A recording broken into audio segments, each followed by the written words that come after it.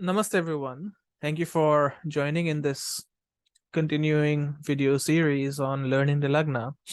And till now we have covered 9 ascendants, and today we will be looking at the ascendant Capricorn. Okay, so Capricorn, the word Capricorn, it actually comes from it's a derivation of the word Makara. Okay, it's a derivation of the word Makara, but in Sanskrit it also translates to something as nakra. Okay, now the word makara is, the usual translation of the word makara is crocodile, but then this word also indicates a kind of generic sea monster. Okay, and the makara symbolizes ambition. Okay, and this ambition is symbolized, number one, by the ferocity of its bite into its prey. Okay, when you've seen a crocodile, when you must have seen a crocodile attacking its prey, right? And that prey becomes the goal of the crocodile. Okay, the goal to satisfy or satiate its hunger. And then the crocodile, number two, the crocodile also has a very amphibious nature. Okay, and this amphibious nature, it calls out the Makara ascendant. It gives an aspiration to the Makara ascendant to master the two elements, earth and water. Okay, and this ambition is particularly strong because Capricorn is the natural 10th house of the Kalpurush Kundali. Okay, and because Venus, which is the lord of speculation, which is the lord of the 5th house of speculation, and also the 10th house of career, and because Saturn is exalted in the 10th house of a Capricorn ascendant, so these people are very, very ambitious. Okay, they're very ambitious. And for Aries Lagna, Mars is also exalted. If you look at Aries Lagna, Mars is also exalted in the 10th house. But then Mars denotes, fast progress.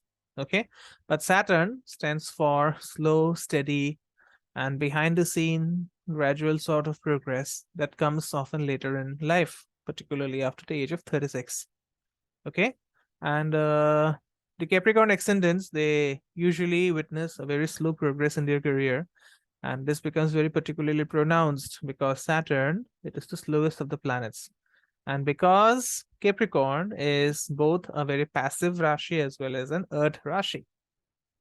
Okay, now just like Aries ascendant, the lord of Capricorn ascendant, that is Saturn, is debilitated in the 4th house, and this debilation indicates dissatisfaction with family life. Okay, ancestors, roots, and property.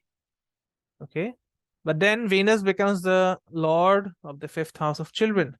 So Capricorns are famous for doting on their children. Okay, you'll have very good, a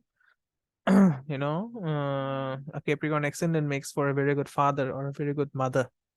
Okay, and Mars, which is the significator of property, is exalted in the 1st house of this ascendant as the lord of the 4th house of property and the 11th house of gain, right? So this indicates that these people will often gain through property. Okay, now although these people may gain through property, such natives, they may be concurrently dissatisfied with any property gained because Saturn, which is another significator of real estate, it gets debilitated in the 4th house. Okay, now Capricorn ascendants, they tend to be money minded because the lord of the 1st house, it eclipses the thinking. Okay, so for Capricornians, it means that these people have been seized by Saturn, and Saturn lords the 1st and the 2nd houses, and they tend to become very miserly and stingy. Okay, now Saturn, which is the driest of the planets, it also signifies Vata. It promotes a Vata constitution for the Capricornians. So usually they have an inclination to have long, slender bodies, and sometimes to the point of gauntness. Okay, now these people may suffer from earthritis because Capricorn is an earth sign, and earth is opposed to movement. Okay, now some texts indicate that Capricornians are religious hypocrites because Jupiter, which is the significator of spirituality, it rules the 3rd and the 12th houses, which are both Dushthanas, and then it gets debilitated in the 1st house of a Capricorn ascendant. Okay.